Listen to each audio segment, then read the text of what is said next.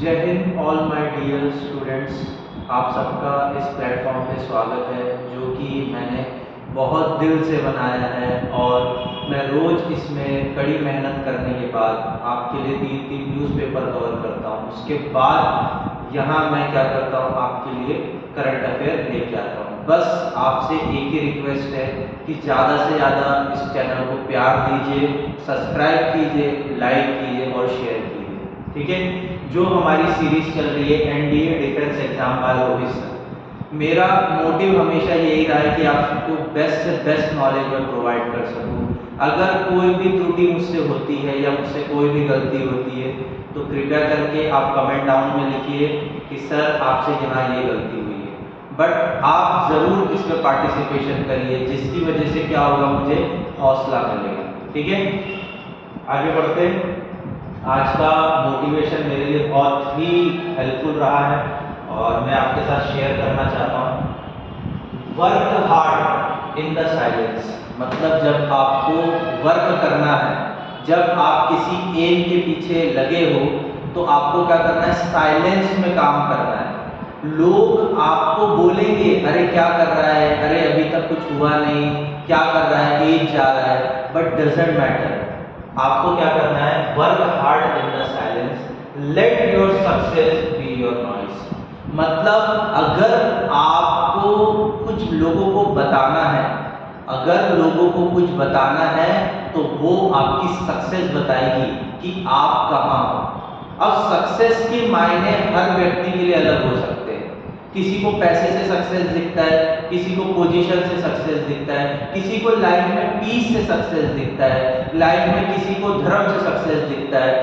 किसी ना किसी पर्टिकुलर व्यक्ति को अपने अपने सक्सेस डिफरेंट वे में दिखते हैं। तो कृपया करके मैं आपसे यही कहना चाहूँगा, जब आप अर्ली मॉर्निंग उठते हो एक हैबिट बना लीजिए, इस करंट अफेयर को आपको रिलीजियसली फॉलो करना है। मतलब जैसे कि हम रोज मंदिर में पूजा करते हैं, उसी बेसिस पे आपको रोज इसको एक बार वॉच करना है, जिससे कि आपका नॉलेज तो एनहांस होगा। दूसरी चीज क्या होगी, आपका कॉन्फिडेंस बिल्ड होगा आपके फ्यूचर एग्जाम के लिए। तो हार्ड करना है वर्क विद साइलेंस, और जिस दिन रिजल्ट आएगा उस दिन हम क्या करेंगे, मेक द नॉइस। ओके, चलो आगे बढ़ते। मेरा इंट्रोडक्शन दे देता हूँ। My name is Rohit रानवे, experience 6+ year का, और ज्योग्राफी, हिस्ट्री, पॉलिटी में पढ़ाता हूँ और डिफेंस के कई सारे एग्जाम मैंने क्रैक किए हैं। और ये हमारा लेफ्टिनेंट फाउंडेशन कोर्स है। फाउंडेशन कोर्स का मीन्स ये होता है बेटा कि हम लोग क्या कर रहे हैं कि एनसीईआरटी फोकस रखेंगे, 6 स्टैंडर्ड से आपको पढ़ाएंगे एनसीईआरटी, जिससे क्या होगा, आपका बेस मजबूत होगा। बहुत से ऐसे स्टूडेंट होते हैं जिनने स्टेट बोर्ड पढ़ा होता है, एनसीईआरटी का टच नहीं होता है, तो उन बच्चों को हम क्या कर रहे हैं, एनसीईआरटी का फोकस दे रहे हैं। और ये बेसिकली क्या हो रहा है, हमारे कोर्स के अंदर हो रहा है। करंट अफेयर आपको रोज मिल ही रहे, doubt solving session, NDA special focus study, personal mentorship, PDF, notes और डेली शेड्यूल प्लान हम लोग कर रहे हैं। ठीक है, और आप जल्द से जल्द इस टेलीग्राम में ज्वाइन होइए, क्योंकि पीडीएफ आपको यही मिलेगी। ठीक है, ये जो लेक्चर मैं बनाता हूँ उसकी पीडीएफ आपको कहाँ मिलेगी, इस टेलीग्राम ग्रुप में। ठीक है, तो आगे बढ़े हमारी न्यूज की तरफ। बहुत अच्छा ये न्यूज मुझे लगा, और ये एग्जाम वर्दी है कि बेसिकली एग्जाम में से रिलेवेंट क्वेश्चन फ्रेम हो सकते हैं, इस वजह से मैंने इसको लिया। What are the carbon markets. अब आप सोचोगे कार्बन का भी कोई मार्केट होता है? हाँ होता है, क्योंकि आज जो ग्रीन हाउस गैस एमिशन हो रहा है, जैसे CO2, सल्फर डाइऑक्साइड, तो ये क्या कर रहा है, हमारे एनवायरनमेंट को पॉल्यूट कर रहा है। तो उसी बेसिस पे कार्बन मार्केट बनाया गया है। आगे पढ़ते हैं। Carbon market are the essential tool for putting a price on carbon emission. मतलब बात क्या हो रही, जो कार्बन एमिशन हो रहा है समाज में, उसके ऊपर एक अमाउंट रखा जाएगा। They establish trading system where the carbon credit allowance can be bought and sold. मतलब यहाँ क्या होगा इस मार्केट में कि कार्बन, जिसने ज्यादा कार्बन रिलीज किया उसको ज्यादा पे करना पड़ेगा, और जिसने कम कार्बन रिलीज किया है उसका जो क्रेडिट बना हुआ है वो ज्यादा कार्बन वाले को भी दे सकता है। ठीक है, next, carbon credit is a kind of tradable permit that are UN, मतलब यूनाइटेड नेशन स्टैंडर्ड। मतलब जो कार्बन ट्रेड है परमिट किसने किया है? यूनाइटेड नेशन ने। equals 1 ton of the carbon dioxide removed and reduced subsequently from the atmosphere। मतलब हमको क्या करना है, हमारे एटमॉस्फेयर से कार्बन डाइऑक्साइड और कार्बन एमिशन क्या करना है, कम करना है। कार्बन ट्रेडिंग स्टार्टिंग फॉर्मली 1997, कब स्टार्ट हुआ था? 1997 under the United nation Kyoto protocol. ये याद रख लेना, आपका होमवर्क रहेगा कि क्योटो प्रोटोकॉल कब हमने साइन किया, इंडिया ने कब साइन किया था, ठीक है। वॉलेंट्री मार्केट, अब इसके अंदर क्या वॉलेंट्री, दो तरीके के मार्केट है, कौन से होंगे? वॉलेंट्री और कंप्लायंस मार्केट। वॉलेंट्री मतलब स्वेच्छा से आप ज्वाइन कर सकते हो, नहीं भी कर सकते। Those market is which emit by carbon credit to the offshore emission of 1 ton of CO2 at equivalent green house gases. Green house gases में कौन सा आता? वाटर वेपर आ जाता है हमारा, water vapour, CO2 carbon dioxide, nitrous oxide, उसके बाद sulphur dioxide, ठीक है। ये आपके क्या है, ये आपके क्या है, ग्रीन हाउस गैसेस है, ठीक है। आपको याद रखना है वॉलेंट्री मार्केट वो मार्केट होता है जहां आप स्वेच्छा से ज्वाइन कर सकते हो और नहीं कर सकते।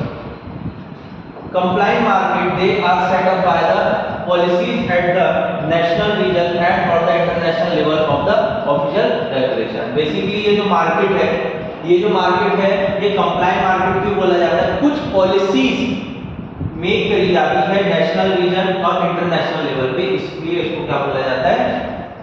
Compliant market. आगे बढ़ते हैं, इंडिया की क्या है भाई, इंडिया का भी तो देखना पड़ेगा ना, मतलब इंडिया की तो है हमारे साथ, अब जब तक इंडिया का नहीं देखेंगे तो मजा नहीं आएगा, ठीक है। मैसेज बड़ा है, थोड़ा सा इसको देखते हैं।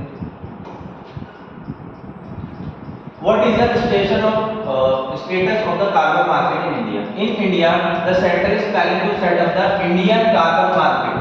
याद रखना, इंडिया क्या करना चाहता है? इंडियन कार्बन मार्केट स्टैब्लिश करना चाहता है by the establish a national framework to help the decarbonise the domestic economy. क्या करना चाहता है? डीकार्बनाइज करना चाहता है किसको? डोमेस्टिक इकोनॉमी को। मतलब बेसिकली जो हमारी इंडस्ट्री है हम उसको क्या कार्बन लेस करना चाहते हैं, ठीक है। The bureau of energy efficiency, ये याद रख लेना, ये इंडियन स्टेट इंडिया के अंदर है bureau of energy efficiency, functioning under the ministry of power, ये भी याद रख लेना।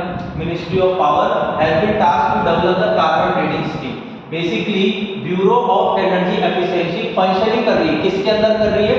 Ministry of power has been tasked by the development to carbon trading. उसके बाद ministry of environment and forest climate, इसकी क्या है? पेरेंट मिनिस्ट्री है, ठीक है। तो याद क्या क्या रखना है? ब्यूरो ऑफ एनर्जी एफिशिएंसी किसके अंदर काम कर रही है?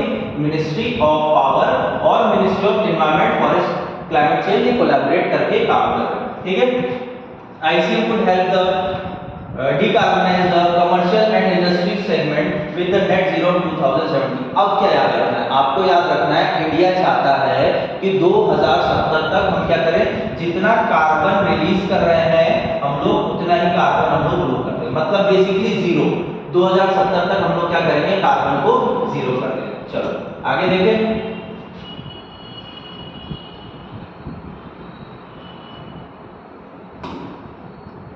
अब क्या है? What are the benefits of carbon market? इसका बेनिफिट क्या है? देखिए सबसे पहले financial initiative, carbon market establish a financial incentive system. क्या करेगा?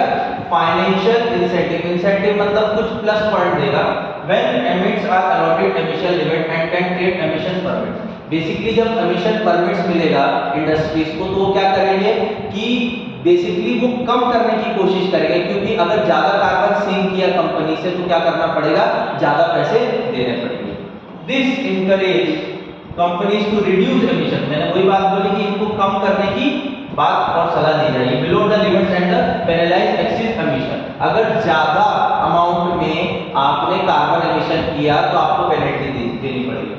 सपोर्ट फॉर सस्टेनेबिलिटी, मतलब बेसिकली हमारा काम क्या है कि हमको एनवायरनमेंट को बचाना है, तो carbon market generate fund for the sustainable project that are reduce emission such as renewable energy, afforestation, reforestation and energy efficiency project. Basically जो सपोर्ट मिलेगा, मतलब जो ज्यादा एमिट करेगा वो ज्यादा पैसा देगा। अब जो ज्यादा पैसा देगा तो उससे हम लोग क्या करेंगे, रिन्यूएबल एनर्जी यूज करेंगे। दूसरी चीज क्या करेंगे, हम ऐसे प्रोजेक्ट बनाएंगे जिससे क्या है, आप बोल सकते हैं एनवायरमेंट फ्रेंडली होगा। ठीक है, ऐसे प्रोजेक्ट हमें बनाना है। एफॉरेस्टेशन जो हुआ है उसको फॉरेस्टेशन की तरफ लेके जाना है। And then can be sold the market attraction and investment. ठीक है, ये इसी तरीके का मार्केट डेवलप किया जाता है। तो कार्बन क्रेडिट समझ में आया, थोड़ा सा टेक्निकल है बट आप एक दो बार पढ़ोगे, एक दो बार समझोगे तो समझ में आ जाएगा। ठीक है, चलो बहुत इंपॉर्टेंट न्यूज आया। अब इसको लगाना है टीवी में और माता पिता को भी दिखाना है, मेरा यही कहना है, क्योंकि आपको समझ में आएगा अगर कोई अत्याचार आप पे हो रहा है पुलिस के द्वारा। ये है पॉलिटिकल साइंस, इसको क्या बोलते हैं, political science. Police custody and judicial custody में डिफरेंस क्या है, बेसिकली बहुत इंपॉर्टेंट टॉपिक लगा आज के डेट में, इंडियन एक्सप्रेस में आया हुआ था, इस वजह से मैंने लिखा। पुलिस कस्टडी और rename mean that the physical custody accuse with the police, मतलब बेसिकली आपको पुलिस वाले उठा के ले जाएंगे and the accuse in the lodge in the lockup of police station, मतलब आपको पुलिस स्टेशन में डाल दें, पुलिस वाले आपको फिजिकल कस्टडी में लेके जाएंगे। ठीक है, after an FIR the lodging for the cognizable offence, cognizable offence का मतलब which provide a punishment of the more than 3 year, this accuser arrested by the police to prevent the tampering of evidence और influence the witnesses. Basically cognizable ऐसे crime होते हैं जो कि आप बहुत हीनियस क्राइम कर रहे हो, जैसे कि आपने हाफ मर्डर कर दिया या अनरिलेवेंट समाज में बहुत ज्यादा बड़ा क्राइम कर दिया, तो उसको क्या बोलते हैं, कॉग्निजेबल क्राइम, जो कि बेसिकली 3 साल से ज्यादा की आपको सजा मिल रही है, तो उसे क्या बोलेंगे, कॉग्निजेबल ऑफेंस। ठीक है, और आपको पुलिस कस्टडी के अंदर रखा जाएगा, आपको रिमांड में भी लिया जा सकता है और उसी बेसिस पे आपका इन्फ्लुएंस विटनेस भी देखा जाएगा, तो इसको क्या बोलते हैं, पुलिस कस्टडी। आते judicial custody.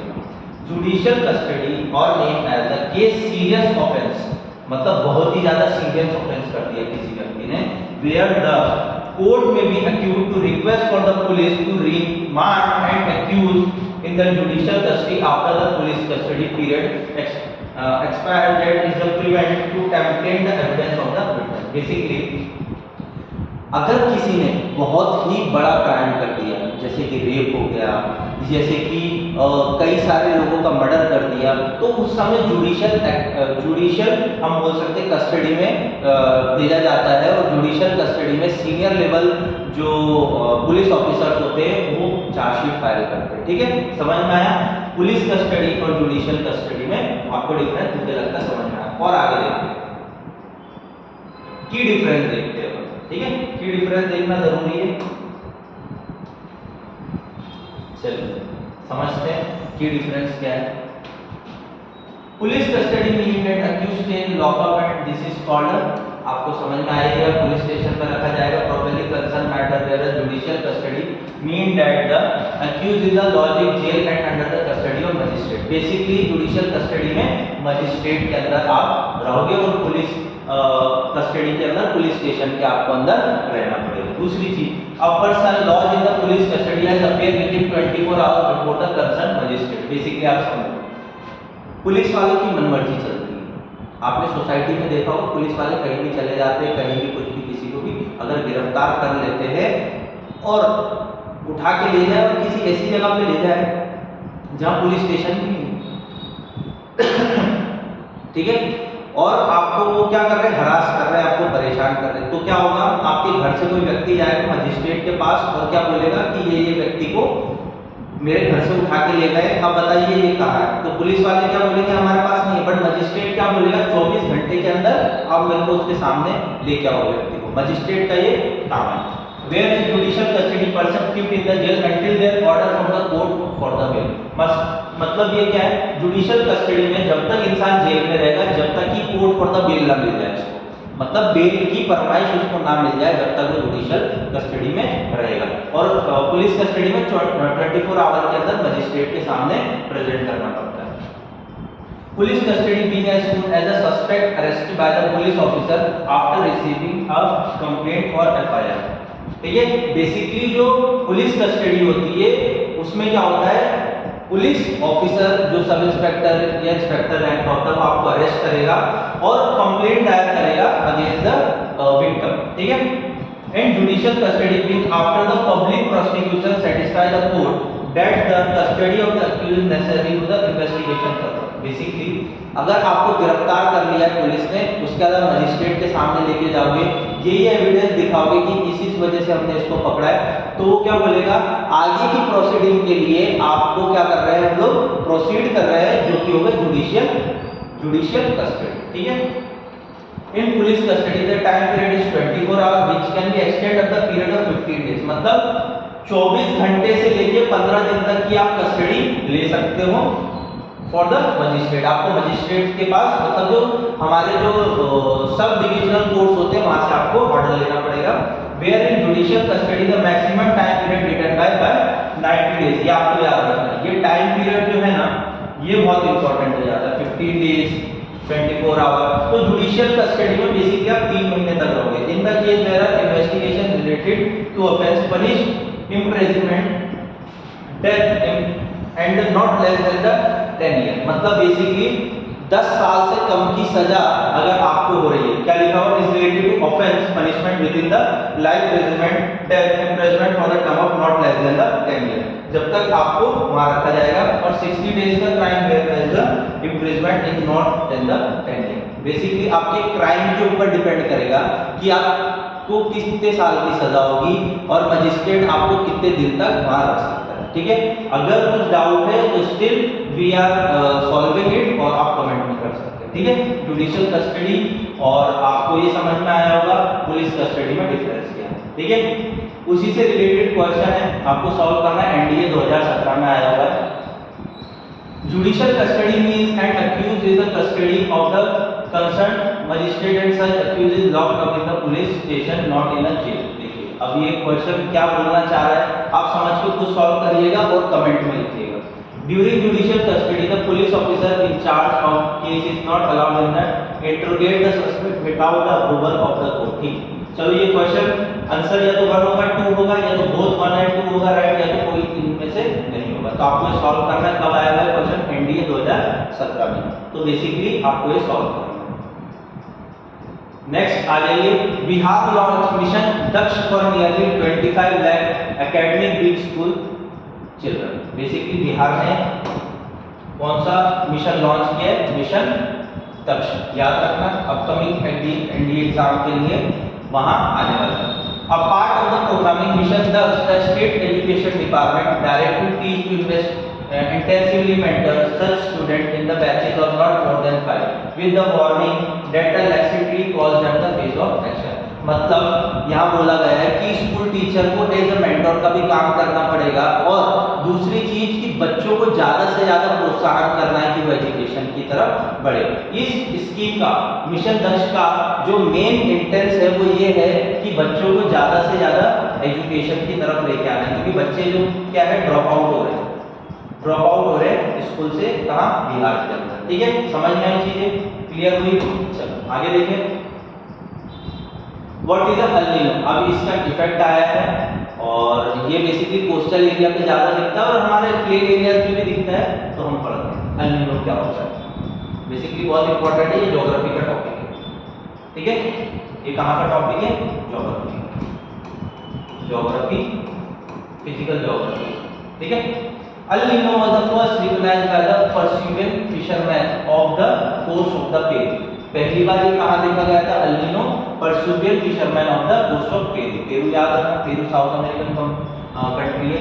As the appearance of usually warm water, कब देखा गया जब पानी, जो कोस्ट का पानी है वो गर्म होने लगा। The Spanish immigrant called as a El Nino, meaning the little boy। El Nino का मीनिंग क्या होता है, the little boy. El Nino का मीनिंग क्या होता है, द लिटिल बॉय। और ये वर्ड क्या है, स्पेनिश वर्ड है। ठीक है। The El Nino is the warm than the normal phase of the El Nino southern oscillation phenomena। Basically जो नॉर्मल हम बोल सकते हैं, El Nino जो वार्मर देन नॉर्मल फेज होता है। बेसिकली जैसे कि El Nino अभी आया था इंडिया के अंदर, तो अप्रैल के अंदर, अप्रैल टू जून के बीच में क्या हुआ, El Nino आया था। तो El Nino से क्या हुआ था, हीट वेव्स बढ़ गई थी इंडिया में। क्या हो गया था, हीट वेव्स बढ़ गई थी। तो बेसिकली 47 डिग्री सेल्सियस तक नॉर्दर्न इंडिया में टेम्परेचर चला गया। ठीक है। During which there are generally warmer temperature and less rainfall than the normal recognised world including the India. Basically यही बोलना चाहा मैंने कि जनरली वार्म टेम्परेचर होता है। क्या हो जाता है? जनरली वार्म टेम्परेचर हो जाता है और लेस रेनफॉल हो जाता है। अगर ज्यादा तापमान बढ़ जाएगा, वहाँ जो हवाएं हैं वो ज्यादा गर्म हो जाएगी, तो क्या हो जाएगा? रेनफॉल कम हो जाएगा। ठीक है। During a El Nino event the sea surface temperature in the equatorial Pacific Ocean of northern coast and the South America because is 0.5 degree Celsius warmer than the longer term temperature। जब El Nino आता है, ठीक है ना, El Nino जब आएगा तो American region, south American region, Pacific ocean में क्या होगा? जो सरफेस टेम्परेचर है वो 0.5 डिग्री से बढ़ जाता है। तो काफी गहनता की बात है जब अल नीनो आता है। ठीक है। तो उस समय क्या होता है? फसल भी खराब हो जाती है। ठीक है। आइए नेक्स्ट चीजें देखिए, एल नीनो से रिलेटेड है, एग्जाम पर दी है ये चीजें। आपको लग रहा होगा सर इतना क्यों पढ़ा है सर, इतना तो क्लास में भी नहीं पढ़ाते, बट लिटरली जरूरी है। In L Nino event not a regular cycle, ये रेगुलर साइकिल नहीं है और इसको प्रेडिक्ट भी नहीं किया जा सकता। ठीक है। इररेगुलर 2 to 7 ईयर इंटरवल, मतलब 2 से 7 साल के बीच में आता रहता है। अब इंपैक्ट देखते हैं इंडिया पे क्या इंपैक्ट करता है। एक तो पहले ये रेगुलर साइकिल नहीं है और 2 to 7 ईयर में इंटरवल में आता रहता है। अब क्या होगा जब इंडिया में आएगा? अब देखते हैं। वीक मॉनसून होता है इंडिया में, सबसे पहली चीज क्या हो जाएगा? वीक मॉनसून, मतलब बारिश नहीं आएगी, बहुत कम आएगी। Development of El Nino May to June, मैंने पहले बता दिया मई टू जून में होता है। Causes weakening of southern most monsoon season, मतलब बेसिकली मई में जो हमारा मॉनसून आने वाला होता है केरला में, वो नहीं आता फिर। ठीक है। which bring around 70% of the total rainfall India receive on the most of the farmers still depend। Basically हमारे 70% फार्मर रेन वाटर पे ही डिपेंड करते हैं, क्योंकि जब बारिश नहीं होगी तो उनकी फसल नहीं होगी। ठीक है। तो एल नीनो बहुत ज्यादा इंपैक्ट डालता है, जो कि इस साल आया था 2023 में। हॉट टेम्परेचर हो जाता है, कॉजेज हीट वेव्स, मैंने बताया नॉर्थर्न इंडिया में हीट वेव्स आ गए, ड्रॉट लाइक सिचुएशन, मतलब हाँ फसल नहीं हो रही थी। Other region around the world such as South America, Australia, Indonesia और पैसिफिक आइलैंड, यहाँ भी यही हाल होता है। कहाँ कहाँ? साउथ एशिया, ऑस्ट्रेलिया, इंडोनेशिया और Pacific island. Heavier rainfall in the west, मतलब वेस्ट के साइड में, ये हो गया ईस्टर्न साइड। वेस्ट के साइड में क्या होगा? ज्यादा बारिश हो जाएगी, फ्लडिंग हो जाएगी, और क्या हो जाएगा? Such as California, United State and bleaching and death of the coral reef. क्या हो जाता है फिर? ज्यादा बारिश की वजह से क्या हो जाएगा? ब्लीचिंग हो जाएगा और डेथ ऑफ द कोरल। भाई कोरल की बहुत ज्यादा इंपॉर्टेंस है ह्यूमन लाइफ के लिए, अगर कोरल्स नहीं होंगे तो सी लाइफ खत्म हो जाएगी। ठीक है।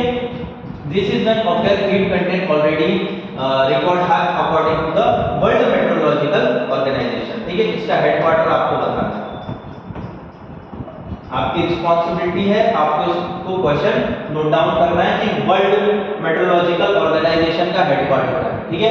ये चीजें समझ में आए कि इंडिया पे क्या इफेक्ट पड़ रहा है एल नीनो का। ठीक है। और ये मैं गारंटी दे रहा हूँ, श्योर दे रहा हूँ, ज्योग्राफी में इसको करंट से रिलेट करके कैसे स्टैटिक पूछा जाएगा, तो उस समय क्या करना है? आपको सतर्क रहना है और अच्छे से चीजें क्लियर करनी है। ठीक है। और कोई स्किल डाउट है कमेंट करो। अब आ जाओ ब्रिक्स पे। ये 9th क्लास की स्टेट या बेसिकली एनसीईआरटी में भी आप पढ़ सकते हो ब्रिक्स। ये ब्रिक्स इंपॉर्टेंट क्यों है? क्योंकि आज ही न्यूज में आया था, तो ब्रिक्स से लेके मैंने स्टैटिक भी ले ली। 15 मीटिंग कहाँ हुई थी ब्रिक्स समिट की? South Africa, Johannesburg. ठीक है। सबसे पहली चीज 15 समिट कहाँ हुई थी? South Africa, Johannesburg. अब सेकंड कहाँ होगी? जब साउथ अफ्रीका के अंदर रही है, तो नेक्स्ट कहाँ होगी? ब्राजील के अंदर। Importance against the backdrop of geopolitical changes and the global economic dynamics। Basically इसमें जो कंट्रीज है वो क्या जब मीटिंग करते तो किस उनका जो टॉपिक होता है वो क्या था? जियोपॉलिटिकल चेंजेस और ग्लोबल इकोनॉमिक डायनामिक्स, क्योंकि ये जितनी भी इकोनॉमी जुड़ी हुई है ये बेसिकली इन्हीं से जुड़ी हुई है। तो 15 ब्रिक्स समिट जो हुई थी अफ्रीका में, पार्टनर था म्यूचुअल एक्सीलरेशन ग्रोथ। हमको क्या करना है?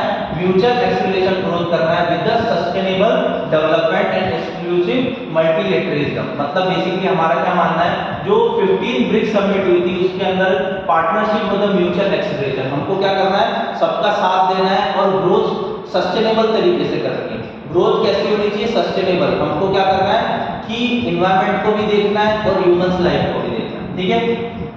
Egypt, Iran, Saudi Arabia, UAE, Ethiopia and Argentina joined the BRICS fold, implying the group responsibility across the Middle East, Africa and South America। Basically क्या है कि ये सब जो कंट्रीज है यहाँ दिया हुआ है, तो बेसिकली ज्वाइन करना चाहती है पर फुल मेंबरशिप इनको कब मिलेगी? जनवरी 2024। ठीक है, तो बेसिकली कौन कौन ज्वाइन करना चाह रहा है? Egypt, Iran, Saudi Arabia, UAE, Ethiopia, Argentina join the BRICS board. और कौन सी कंट्री ज्वाइन करना चाह रही है मिडिल ईस्ट की? Africa, South America. ठीक है, समझ में आई चीजें? ब्रिक्स क्लियर हुआ? चलो आगे बढ़े।